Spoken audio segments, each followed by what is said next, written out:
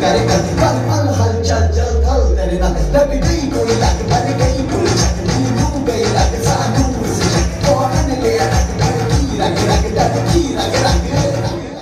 मेरी फेस उठ गई तो मेरी बस मेरी टूट गई मेरा इंतजार नहीं हो ऐसा